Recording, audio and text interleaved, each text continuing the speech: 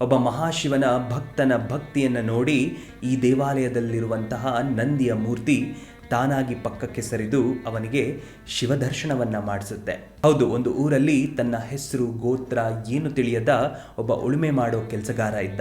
ದಿನ ಉಳುಮೆ ಮಾಡಿ ಶಿವಧ್ಯಾನದಲ್ಲಿ ಇರೋದೇ ಅವನ ಕೆಲಸ ಆಗೋಗಿರುತ್ತೆ. ಒಂದು ದಿನ ಹೀಗೆ ತಮಿಳುನಾಡಲ್ಲಿ ಇರುವಂತಹ ತಿರುಪಂಗೂರ್ ಶಿವನ ದೇವಾಲಯಕ್ಕೆ ಹೋಗೋದಾಗಿ ತನ್ನ ಮಾಲೀಕನಿಗೆ ರಜಾ ಕೇಳ್ತಾನೆ. ಯಜಮಾನ ಅವನನ್ನ ಹೀಯಾಳಿಸಿ ಹೊಡೆದು ಎಲ್ಲೂ ಹೋಗೋದು ಬೇಡ ಅಂತ ಅದಕ್ಕೆ ನಿರಾಕರಿಸ್ತಾರೆ. ಒಂದು ದಿನ ಅವನಿಗೆ ಕೋಪ ಬಂದು ಗಟ್ಟಿಯಾಗಿ ಈ ಸರಿ ಯಜಮಾನನಿಗೆ ಕೇಳ್ತಾನೆ. ಅದಕ್ಕೆ ಆ ಯಜಮಾನ, ಆಯ್ತು, ನನ್ನ 40 ಎಕರೆ ಜಮೀನನ್ನ ಬೆಳಗ್ಗೆ ಅಷ್ಟರಲ್ಲಿ ಉಳುಮೆ ಮಾಡಿ ಹೋಗು ಅಂತ ಹೇಳ್ತಾನೆ. ಇದು ಅಸಾಧ್ಯ ಅಂತ ಅವನೇನು ಮಾತಾಡ್ತೀರಾ ಮನೆಗೆ ಹೋಗ್ಬಿಡ್ತಾನೆ. ಮರುದಿನ ಬೆಳಗ್ಗೆ ಆ ಮಾಲೀಕ ಬಂದು ನೋಡಿದಾಗ ತನ್ನ 40 ಎಕರೆ ಜಮೀನನ್ನ ಯಾರೋ ಹುತ್ತಿ ಉಳುಮೆ ಮಾಡಿ ಹೋಗಿರ್ತಾರೆ. ಯಜಮಾನ ದಿಗ್ಭ್ರಾಂತನಾಗಿ ನೋಡ್ತಿರ್ತಾನೆ.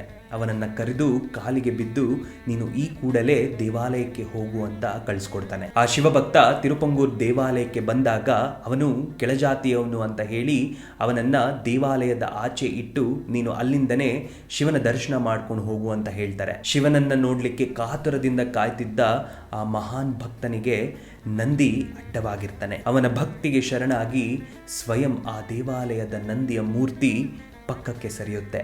ಅವನಿಗೆ ಶಿವದರ್ಶನವಾಗುತ್ತೆ. ನಮ್ಮ ಜೀವನದಲ್ಲಿ ದಾರಿಗಳು ಮುಚ್ಚೋದಾಗ ಶಿವಮಾರ್ಗ ಒಂದೇ ಇರೋದಲ್ವಾ? ಹೇಳಿ ಹರ ಹರ ಮಹಾದೇವ.